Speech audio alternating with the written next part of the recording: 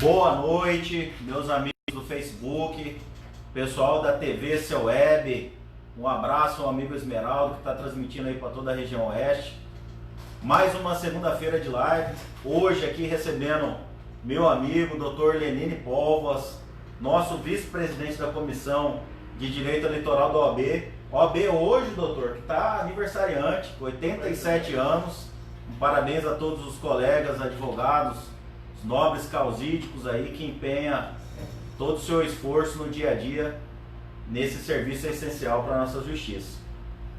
E também os amigos aí do Facebook, do Dr. Lenine, é um prazer a gente estar recebendo para falar um pouco aqui desse debate intenso que nós estamos tendo dentro do Congresso, né? Foi aprovado semana passada no Senado o adiamento das eleições, mas vamos falar no aspecto de um todo, até frisando, né, doutor, que ainda não é um adiamento definitivo. Nós estamos aguardando uma aprovação ainda, uma votação dentro da Câmara, e aí depois dessa votação na Câmara que nós vamos ter definitivo.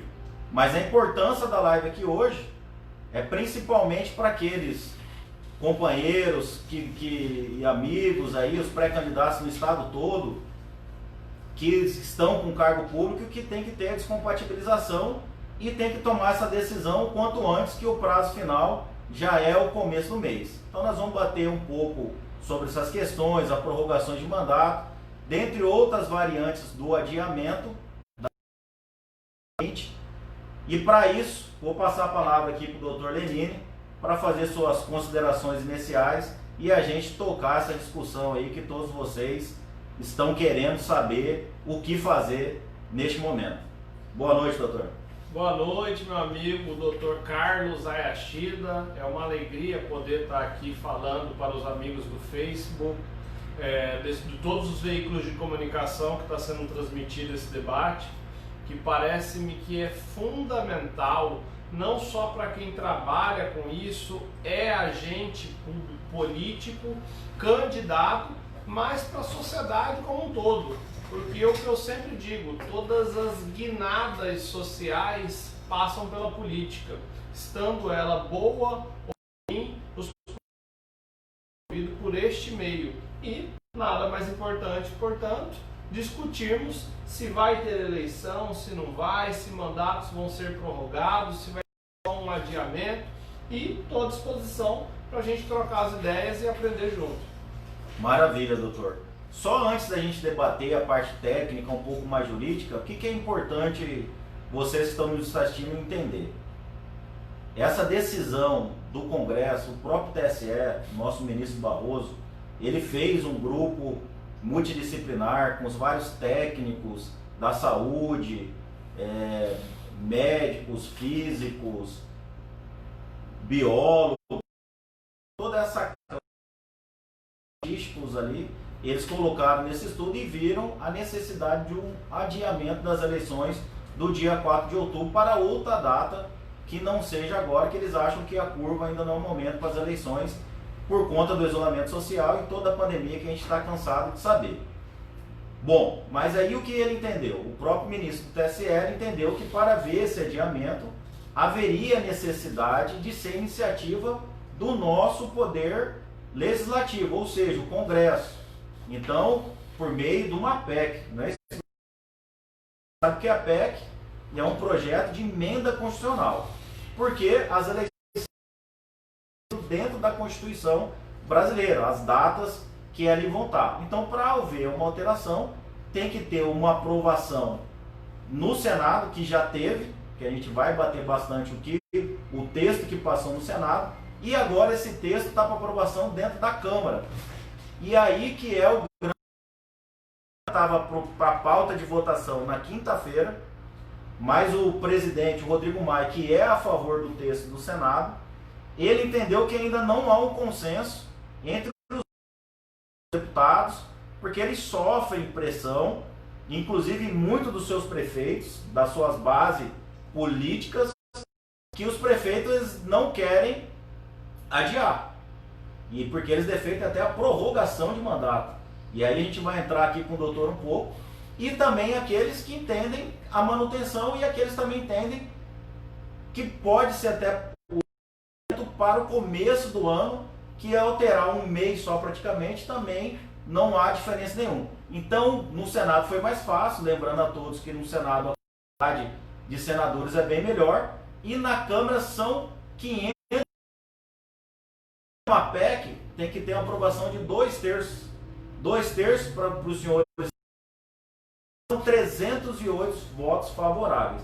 E essa construção está acontecendo dentro da Câmara, por meio do seu presidente. Sábado ele teve uma reunião, tentou ter esse convencimento, e hoje à tarde ele deu uma entrevista, inclusive em São Paulo, junto com o prefeito de São Paulo, e falou que ainda não há esse consenso. Mas lembrando que essa tomada de decisão tem que ser tomada até quarta-feira, porque aí já vai haver uns prazos que vai começar a gerar os efeitos. Então, doutor, primeiro eu gostaria que o senhor falasse para a gente, eu já assisti outra live do Vossa Senhoria aqui dentro da ESA, falando muito da prorrogação de mandatos, que o próprio TSE entende, mas que os prefeitos ainda vêm buscando, junto com seus deputados federais, essa forma aí de prorrogar os seus mandatos. Então, com a palavra do doutor aí para falar um pouco por que da inconstitucionalidade, se é assim que o senhor entende, da prorrogação de mandatos. Ok. Doutor Carlos, primeiro eu gostaria de contextualizar da forma que o senhor já fez, muito bem feito, diga-se de passagem, que qual que é o cenário. Nós temos um problema de saúde pública mundial, e aí começou-se a preocupação se as eleições seriam ou não realizadas, e também tem uma segunda via, além da possibilidade de adiar, alguns defendem que os mandatos dos prefeitos devem ser prorrogados por mais 2 anos, e aí em 2022 unificariam todas as eleições. O que eu penso de um modo geral desse cenário? O TSE, quando se deparou com essa situação, por intermédio do presidente, o ministro Luiz Roberto Barroso, ele convocou pessoas que são da área de saúde, porque esse debate ele não é jurídico só, ele está muito relacionado em múltiplas áreas. E essas pessoas, esses profissionais, consolidaram que poderia causar um caos no país se o processo eleitoral fosse deflagrado em outubro. E aí parece-me que vem o primeiro problema. Quem garante que em outubro, doutor Carlos Ayashida, a situação não vai estar pior? Então vamos adiar para novembro. Novembro, mesmo cenário, pode estar melhor, garantia alguma. Infelizmente nós estamos numa situação de absoluta penumbra. Que eu defendo particularmente? Prorrogação de mandato, isto é, permitir que prefeitos e vereadores fiquem por mais 2 anos no cargo, ela é possível? Sim, mas desde que isso aconteça com regras pré-definidas, ou seja, antes de uma eleição ocorrer, determina-se que quem for eleito ficará 6 anos no mandato para lá na frente conhecer os agentes políticos e fazer uma eleição unificada. Isso é possível. Só que eu discordo do ponto de vista de mérito. Eu não acho que isso seja bom para a nossa democracia, porque nós passamos sem eleição, se houvesse uma instabilidade política ou ainda a população não estivesse gostando da forma como o país estivesse sendo conduzido, não teria-se muito o que fazer a não ser aguardar o próximo processo eleitoral. Então as minhas primeiras conclusões são: é possível um mandato de 6 anos para unificar as eleições? Sim, desde que essa regra esteja definida. É possível a prorrogação dos atuais mandatários, os atuais prefeitos e vereadores? Não. Por um ditado popular óbvio: jogo que já começou, não se muda a regra. Então, eventualmente o Congresso venha a aprovar uma norma dessa natureza, ela seria facilmente derrubada no Supremo Tribunal Federal e num prazo, acredito eu, que absolutamente célere. Então eu acho que prorrogar mandato de prefeito e vereador no meio da legislatura é absolutamente inconstitucional. Com relação ao adiamento das eleições, minha primeira preocupação: ninguém garante que em novembro, dezembro, janeiro, fevereiro a situação vai estar melhor ou pior. É uma aposta que o poder público está fazendo para tentar minimizar a situação. Acredito que é uma alternativa, sim, e do ponto de vista jurídico eu não vejo nenhum problema. Como o doutor Carlos Ayashida disse, a data das eleições estão previstas na nossa Constituição. Então, para alterar isso, nós precisamos mudar a Constituição. E quem faz isso é o Congresso Nacional, por intermédio dos senadores e deputados federais. Já houve a aprovação pelo Senado e agora tem que ser confirmado pela Câmara. Só que o contexto político na Câmara está um pouco mais complicado, por uma série de razões políticas. E ainda não há confirmação de que isso de fato vai ocorrer. É plenamente possível que seja mantida a data das eleições em outubro. É necessário ter um pouco de paciência e infelizmente nós estamos numa situação de insegurança jurídica, porque não se sabe se a eleição vai ser alterada, se vai ser adiada, se os prazos de desincompatibilização vão ser mantidos ou não. Enfim, há uma série de nuances aí que eu acredito que é necessário aguardar o decorrer dessa semana para termos uma posição definitiva. Resumo geral dessa primeira fala: é possível a prorrogação de mandatos desde que isso seja previamente da eleição. Prorrogação de mandato de quem já está na cadeira é inconstitucional, e o adiamento das eleições de 2020 ainda não é certo, porque falta ser aprovado pela Câmara Federal. Maravilha, doutor. Antes de continuar, nossa audiência, como sempre aqui, doutor, várias partes do estado, pessoal de Barra do Garça, Marta Magalhães, nosso amigo Vinícius Dantas, Leandro de Juína, Gilmar do Araguaia, lá de São Félix do Araguaia, bem como outros amigos aí que estão entrando. Então, mais uma vez, agradeço a audiência de sempre e dizer que esse horário e esse local, e o doutor Lenine aqui já é convidado aí para outras pautas, para a gente aproveitar um pouco do seu conhecimento, doutor, e com certeza será chamado aqui junto para a gente. Segunda-feira, 8 horas da noite, aqui na nossa página.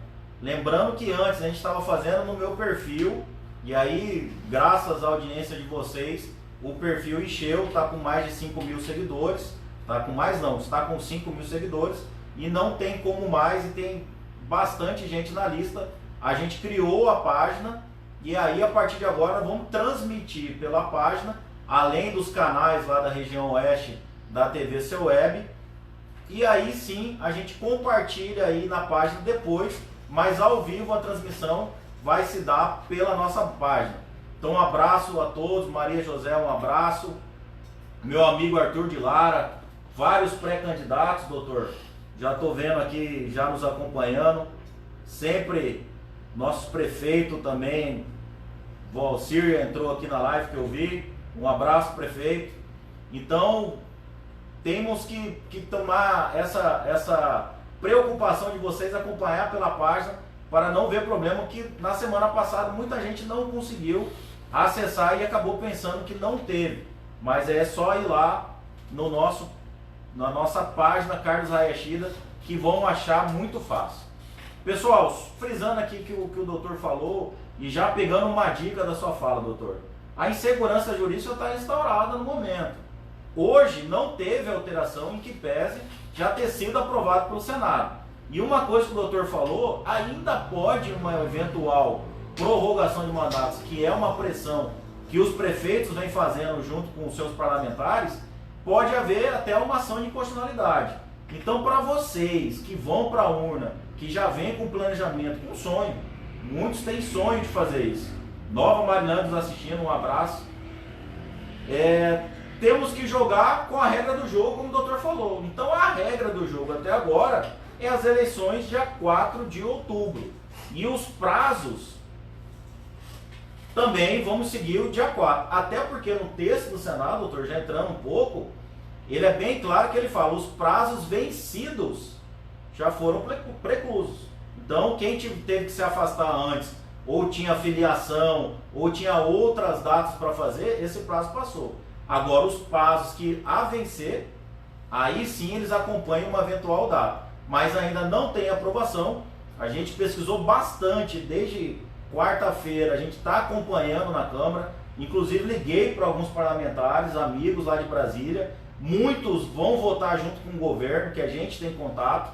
O Centrão também tem um aval do presidente ali, que a gente não ouviu do presidente, mas ouviu de vários, que o presidente, ele aceita essa data de manutenção que o Centrão está querendo colocar, e aí a gente vê outros partidos liberando suas bancadas, ou seja, não tem nenhuma decisão partidária para que isso aconteça. Então o próprio MDB, que tem uma bancada grande dentro da Câmara, ele liberou seus parlamentares para votar da maneira que quiser.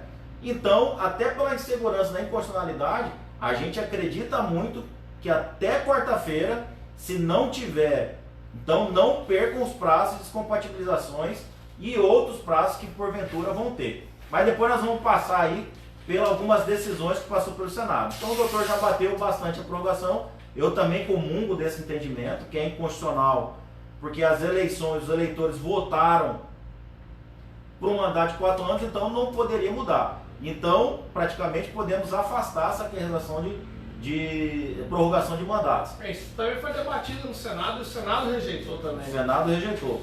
Então, a gente está numa eminência aí, numa aprovação para manutenção da data dia 4 de outubro ou para o adiamento, que é dia 15 de novembro e dia 29 de novembro.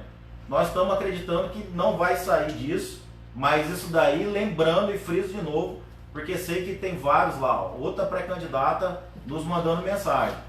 Não percam o prazo. Pela segurança jurídica do pleito de vocês, sigam a regra do jogo, que é, por enquanto, as eleições dia 4 de outubro. Doutor, você falou bastante da questão de prorrogação de mandatos, a unificação, também tem a tese da questão que muitos falam pela economia processual, que eu acho que é a única coisa boa que tem nessa questão. Certo. Só um segundo. Opa, maravilha. Aqui você já sabe que é assim, né? Sem problema nenhum, ao vivo. Quem sabe faz ao vivo. Quem sabe faz... Olha lá, ó. Futuro prefeito de Coniza, um abraço. Então, pessoal, vamos se atentar com isso. E agora, doutor, prevendo essa situação toda da prorrogação, né?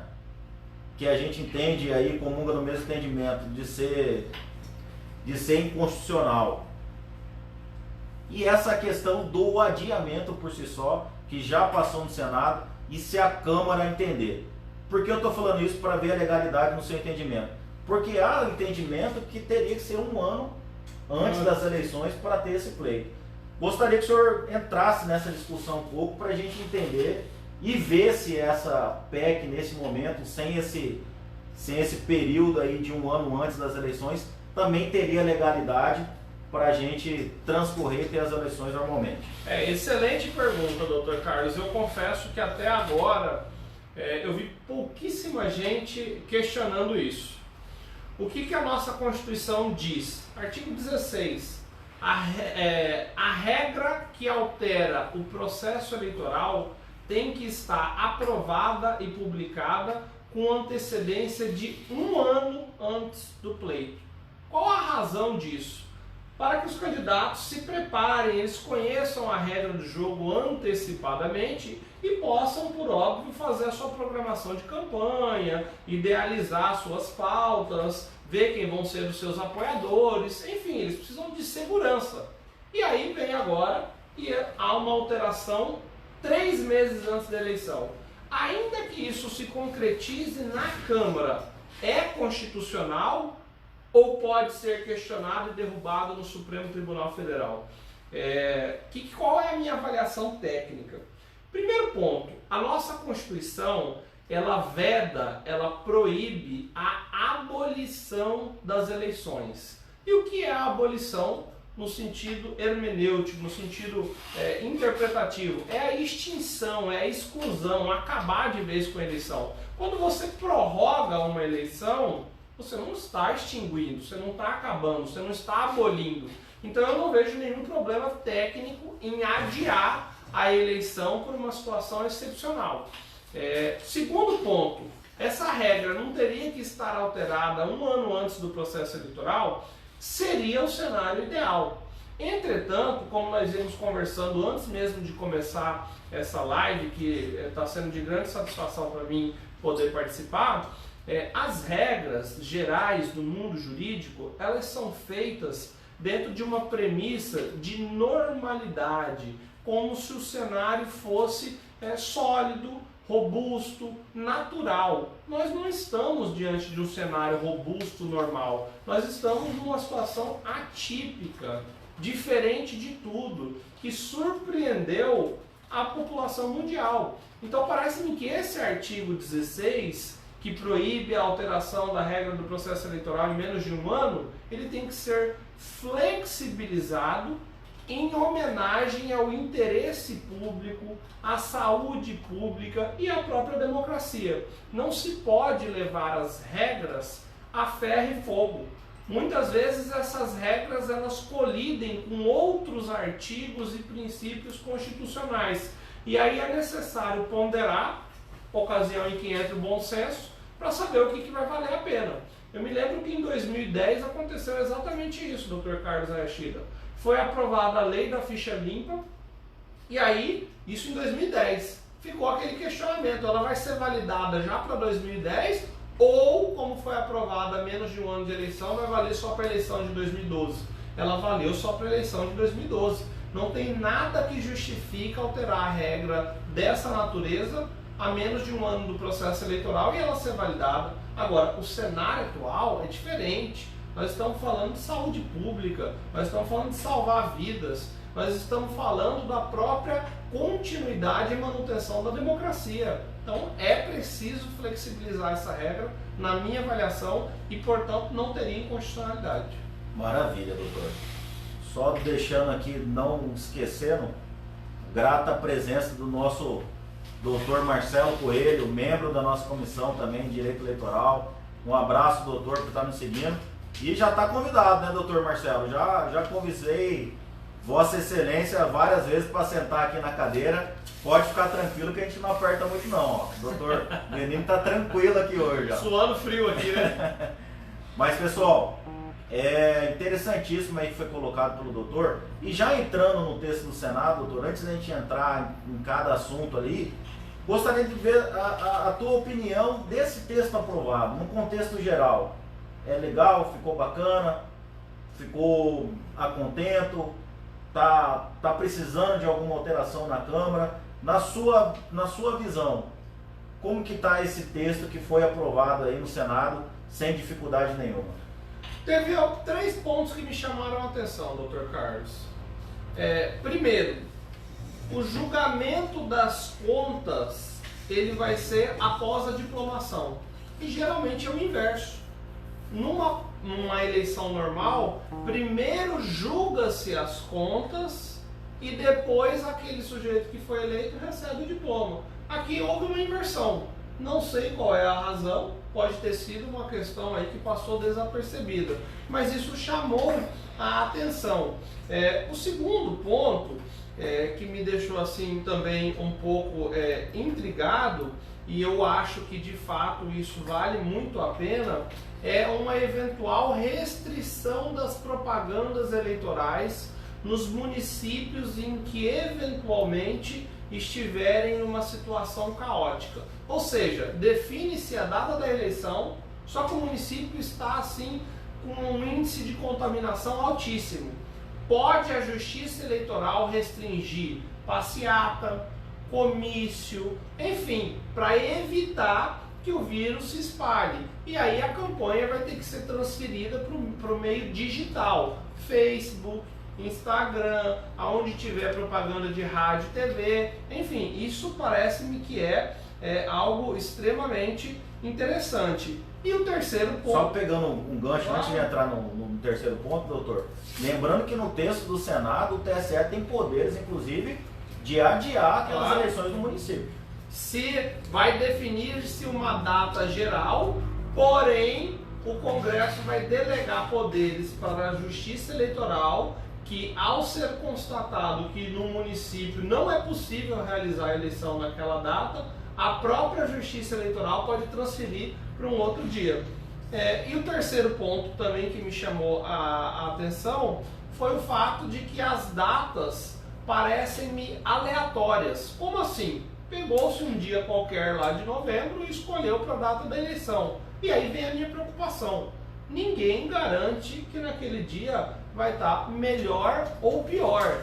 Então o que eu acho que seria mais sensato?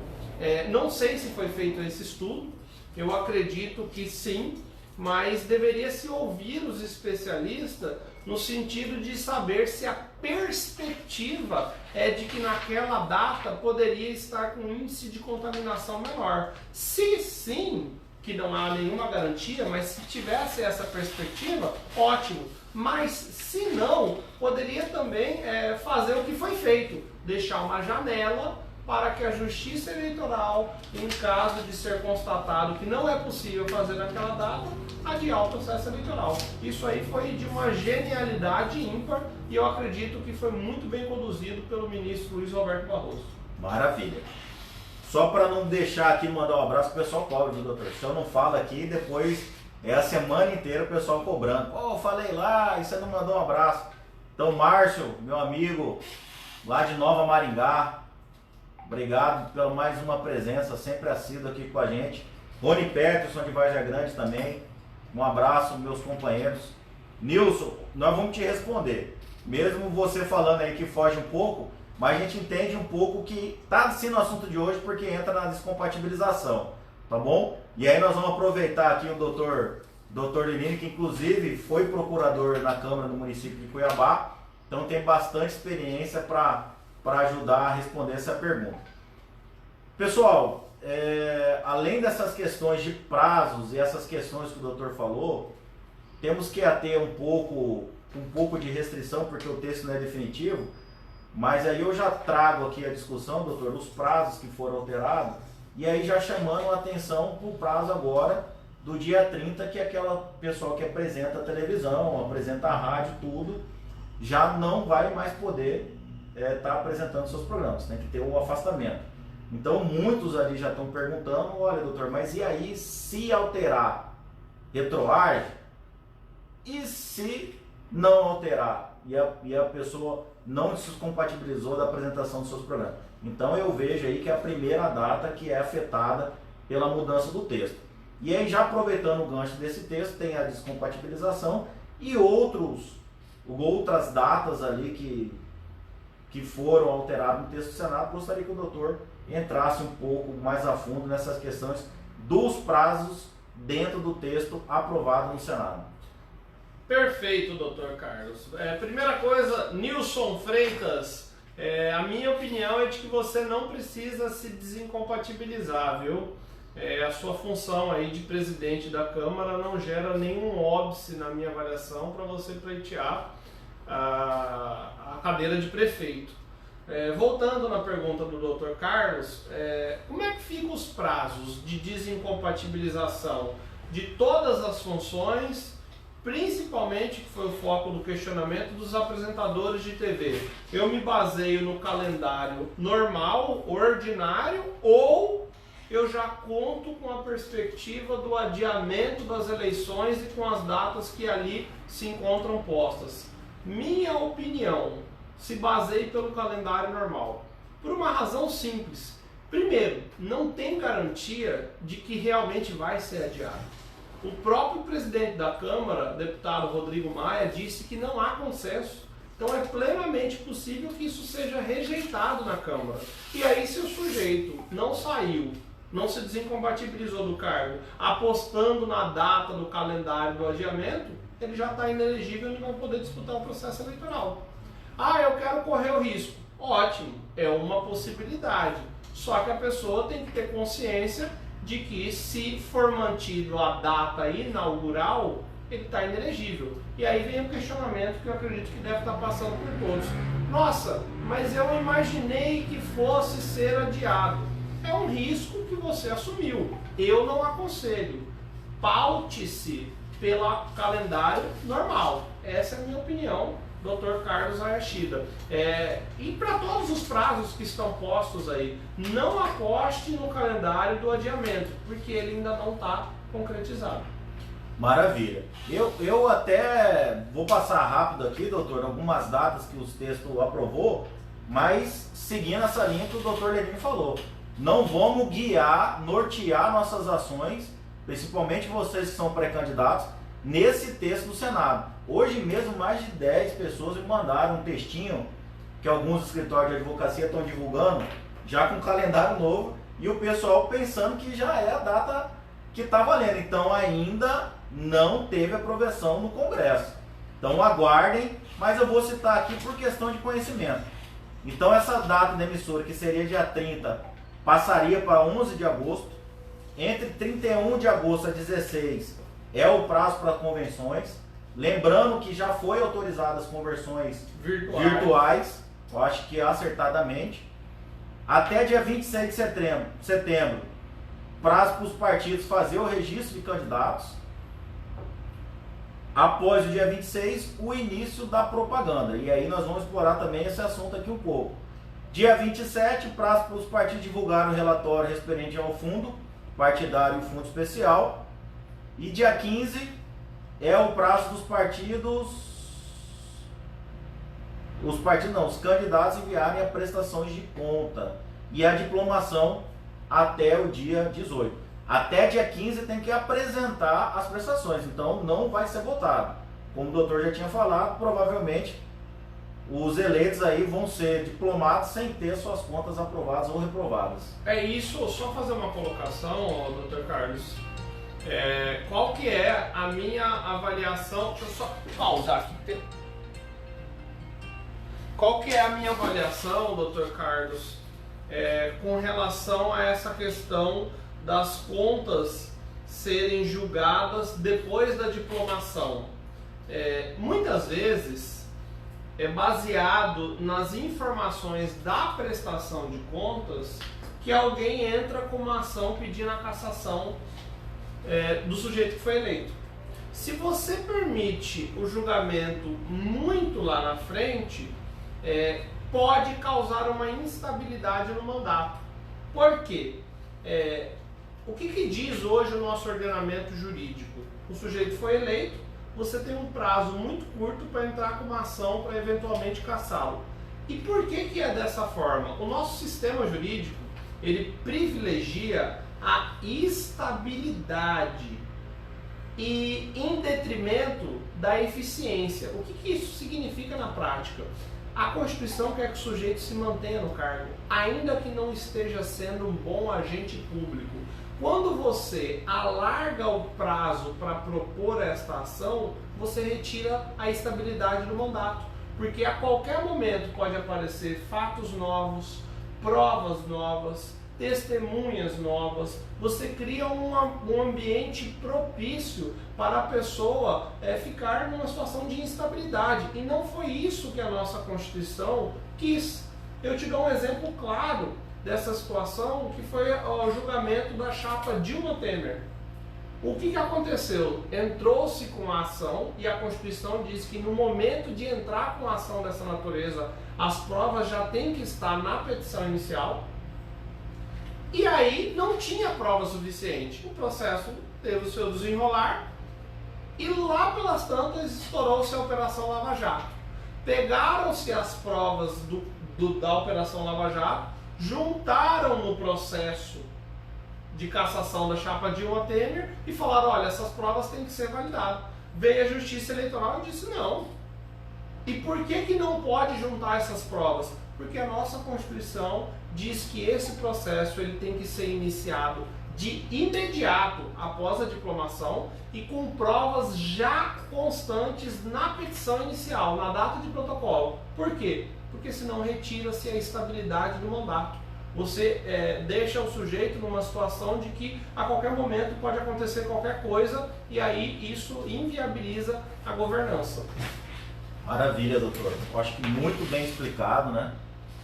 Acho que escolheu uma pessoa certa para vir aqui hoje. Mais uma vez agradeço a presença, doutor. Antes de a gente mudar do assunto dessa questão do texto, e a gente viu aí que teve uma mudança, uma alteração, na verdade um aumento do prazo na campanha, tanto na rádio e na TV, eu acho que muito por conta da pandemia, questão do isolamento. O que o senhor vê essa eleição? O que vai ter que mudar?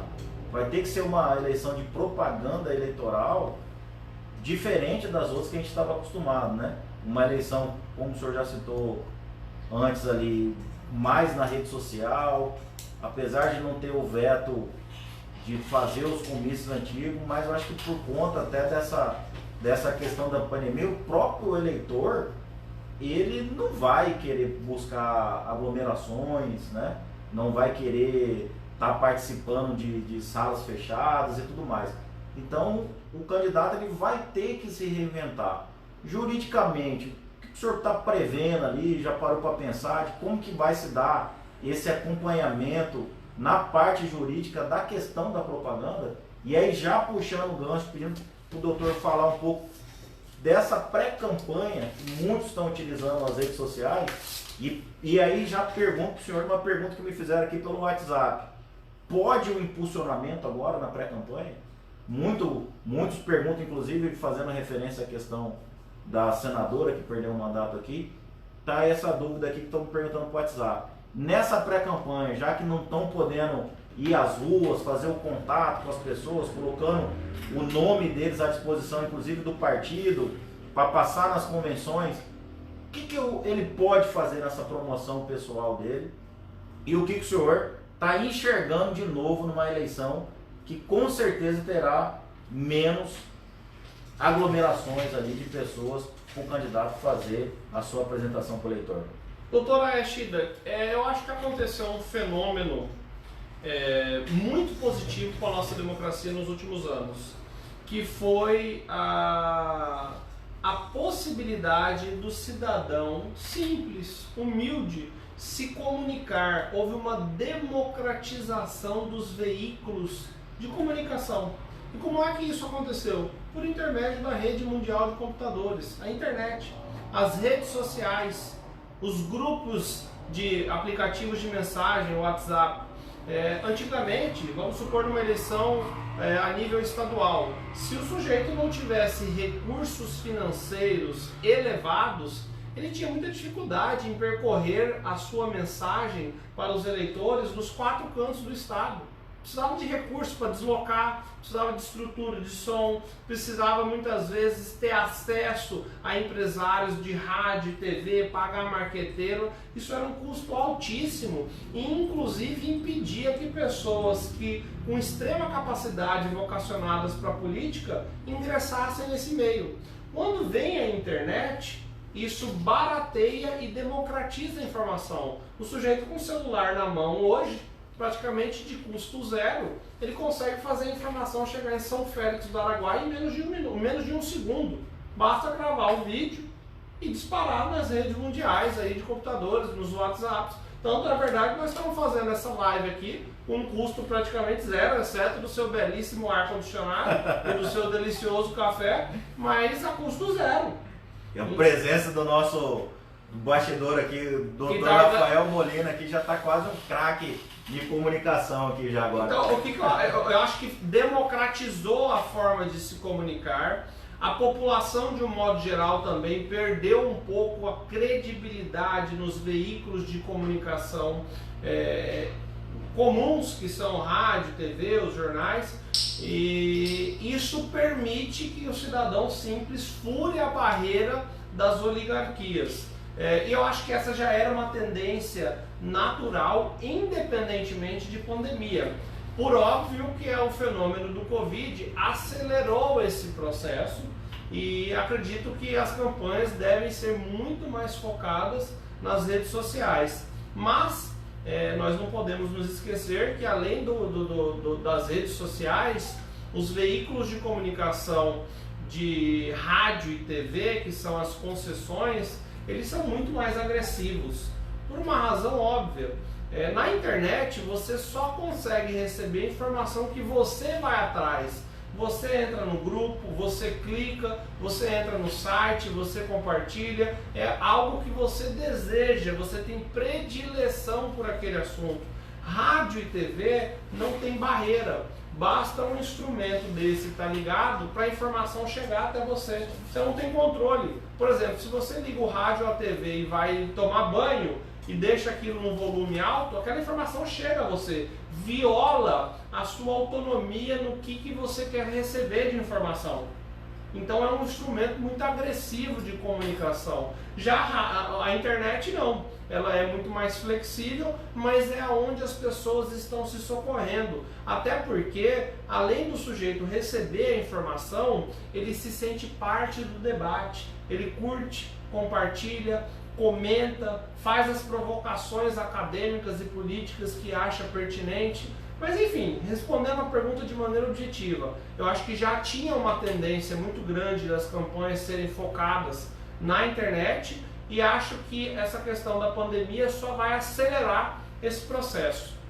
O seu segundo questionamento da pré-campanha, o que pode e o que não pode na pré-campanha. Existe uma única vedação na pré-campanha: pedido explícito de voto. O sujeito pode falar dele, quem ele é, o que ele pensa, o que ele quer fazer caso seja eleito. Ele pode falar das características, da personalidade, da sua trajetória, da sua formação. Ele pode fazer tudo. O que ele não pode? Pedir voto. Aí vem o segundo aspecto, que é uma linha mais tênue. E com relação aos gastos, como é que fica, ainda que eu não peça voto? Não há um parâmetro específico. Tem julgados da Justiça Eleitoral em que são claros a dizer que é possível fazer gastos na pré-campanha? Sim, mas desde que eles sejam módicos, que eles sejam baixos, que eles sejam pequenos, que qualquer pessoa tenha acesso àquilo. Por exemplo, eu posso muito bem pegar o meu celular, fazer uma selfie ou gravar um vídeo falando de mim, das minhas pautas, das minhas barreiras, sem pedir voto, e espalhar isso no Facebook, por exemplo, no Twitter, no WhatsApp. Por que isso é permitido? Porque qualquer pessoa praticamente tem acesso a isso, basta ter um smartphone. O que eu não posso fazer com relação a gastos na pré-campanha? Gastar excessivamente, porque aí você está antecipando um custo elevado da campanha que não vai aparecer na prestação de contas. Porque na prestação de contas é só a partir do momento que começa a campanha. Se você faz um vídeo bem elaborado, em estúdio, visivelmente profissionalizado, ou então já faz os seus santinhos, já faz pagamentos altos de marqueteiros, advogados, cabos eleitorais, isso aí não é permitido. Você vai responder por abuso de poder econômico e caixa 2. Por quê? Essas informações elas vão ficar camufladas, elas não vão para a prestação de contas. E isso impede que a Justiça Eleitoral consiga saber exatamente quanto o sujeito gastou.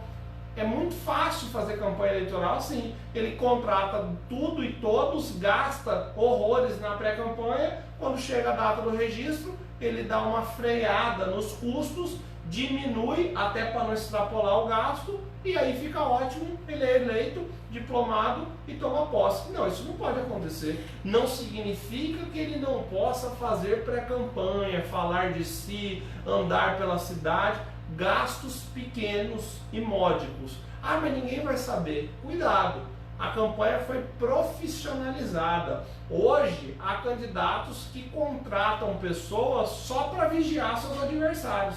E aí entra um aspecto, o sujeito está fazendo evento, produzindo vídeo profissionalizado em estudo, isso tudo está sendo armazenado. No dia que o sujeito pedir registro de candidatura, pode apostar que se o adversário tiver uma equipe estruturada e com formação na área, ele vai te processar. Até porque o impulsionamento ele fica registrado, né? Claro. E a gente viu nas eleições anteriores, que o doutor também atua na justiça eleitoral, há o cruzamento de dados, né?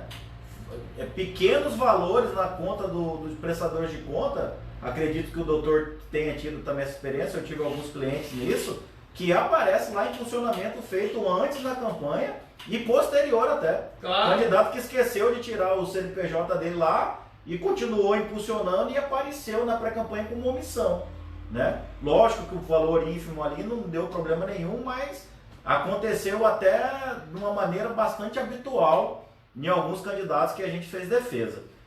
Pessoal, ótima explicação do Dr. Lelini aqui. Nosso pico de audiência aqui subindo muito, doutor. Batemos aí índice aqui ao vivo de engajamento que a gente ainda não tinha tido aqui. Agradecer aí o Major Cícero, Dr. Patrick, falamos de você aqui, doutor, hoje. Éder Marques, lá de Arenápolis, um abraço, meu amigo. Rafael Enecubo, meu sogro, Haroldo Nantes. Willy Taborelli, nosso vereador de Várzea Grande. Dona Maria José e um amigo meu lá de época do Exército, de Corumbá, nos assistindo, Mato Grosso do Sul, meu amigo Roca. Um abraço. Pessoal, nós temos 15 minutos aqui para encerrar nossa live. Eu não vou perder a oportunidade de aproveitar aqui o escritor de um livro muito bacana, não consegui ler todo ainda, doutor, mas está dentro da minha programação aí de pandemia na minha leitura, mas um assunto totalmente cabível aqui para o nosso assunto hoje, que é a questão, Dr. Lelini é mestre em Direito Administrativo, o direito público por muitos, inclusive a gente estava conversando, muitas condutas de prefeitos vedadas, né, que não podem, várias outras áreas aí que vai recorrer não só no direito eleitoral, mas como direito público, direito constitucional, direito administrativo, e o Dr. Lelini escreveu um livro aqui falando sobre a corrupção, que vai ser lançado, mas a gente já tem o e-book dele, vamos fazer a leitura. Mas, doutor, principalmente nessa situação que nós estamos vendo, dessa votação dentro da Câmara, onde os prefeitos estão pressionando os seus deputados federais para votar pela prorrogação do texto do Senado, mas mediante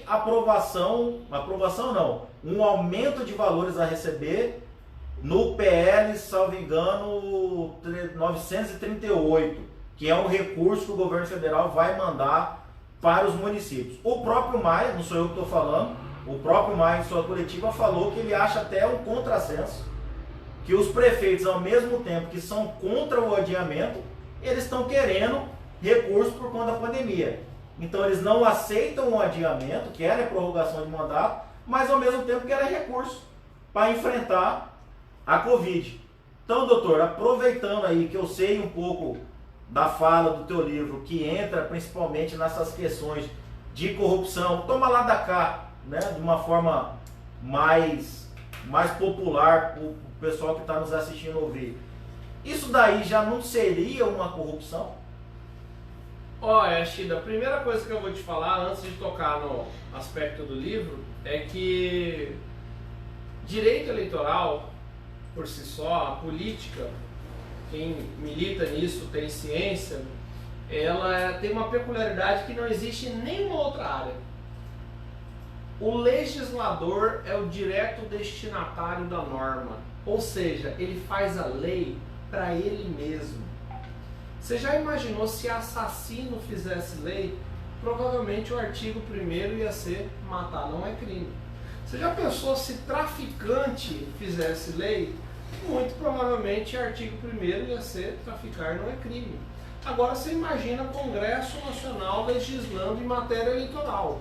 Por óbvio que existe uma tendência em atender os interesses dos congressistas. Se o sujeito está eleito, é porque a regra do jogo lhe é favorável. Então há uma dificuldade muito grande em ter interesse em mudar isso. Isso aí é um vício do processo democrático. Nós temos, por óbvio, as proposituras de iniciativa popular, mas que tem muita dificuldade ainda de adesão no seio da nossa democracia. E aí vem o aspecto que você colocou. Os prefeitos estão querendo barganhar e pressionar os deputados federais para não aprovarem o adiamento da eleição. Qual é o nexo disso com o seu livro, Lenine? Eu escrevi sobre corrupção no processo legislativo. Imaginemos, por exemplo, que uma lei seja proposta, tramite normalmente na Casa Legislativa, atenda ao interesse público, é pautada, votada, aprovada, está publicada e produzindo efeitos.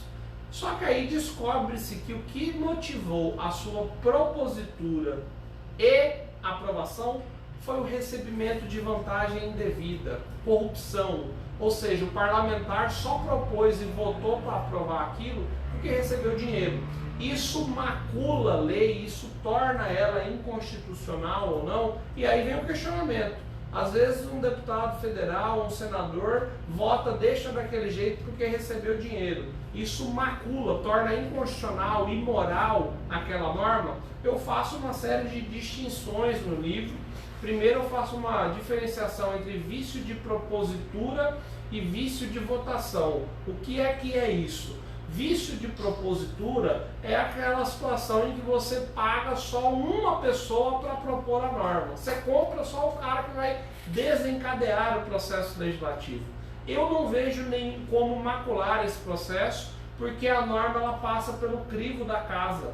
513 deputados federais aprovam aquilo e só porque uma pessoa, que foi quem propôs, recebeu dinheiro, vai macular a norma, vai torná-la inconstitucional. Parece-me que até um desprestígio ao plenário. Sim. E a segunda situação é que quando o sujeito compra o plenário inteiro ou o número mínimo de parlamentares para aprovar aquela norma. Isso aí, por óbvio, pode sim refletir na inconstitucionalidade da norma, porque pode ser que o quórum só tenha sido atingido porque houve corrupção. Não significa que seja inconstitucional, significa que comprar o número mínimo para aprovação é fundamental para sequer questionar a constitucionalidade da norma. E aí depois eu faço uma outra divisão entre norma infraconstitucional e PEC. E também tem uma terceira abordagem que é feita no livro, que eu acho que nós não vamos ter tempo de falar aqui, que é qual é a natureza dessa vantagem. Quando o sujeito cobra para votar numa propositura de lei ou qualquer questão que seja, essa vantagem ela tem que ser ilícita ou pode ser uma vantagem do ponto de vista de PEC. Por exemplo, um deputado federal ou um senador, ele diz que só vai votar favorável a uma determinada norma se ele receber aí um dinheiro destinado a uma emenda. Ele diz para o chefe do executivo, eu só voto desse jeito se pagar a minha emenda. Esse recebimento de vantagem da emenda, ele é ilegal ou ele faz parte do mundo político, faz parte do jogo democrático, essa barganha? Até onde vai isso? Até onde há uma distinção entre lobby e crime, corrupção? Também é feita essa distinção. Eu entendo por si só que o lobby no Brasil ele já é legalizado. O que significa isso na minha avaliação? Você pode muito bem contratar pessoas para convencer por argumentos racionais e lícitos que os parlamentares têm que votar de um determinado jeito. Qual é o problema disso? Nenhum. Eu chamo o sujeito e falo, olha, tem um material aqui, eu tenho interesse em uma propositura assim no Congresso Nacional, você pode conversar com o parlamentar para convencer ele disso? Não vejo nenhum problema nisso. Nenhum. É diferente quando você oferece uma vantagem indevida para o parlamentar. Sim. Aí você está comprando o parlamentar. Você contratar um lobista para convencer ele com argumentos jurídicos, sociais e econômicos dá vantagem naquela norma, eu não vejo nenhuma ilegalidade. Enfim, é um tema que me parece interessante porque está na ordem do dia e do debate político brasileiro, sobretudo em virtude das colaborações premiadas que tem demonstrado que esse expediente se tornou, infelizmente, comum no âmbito do Poder Legislativo.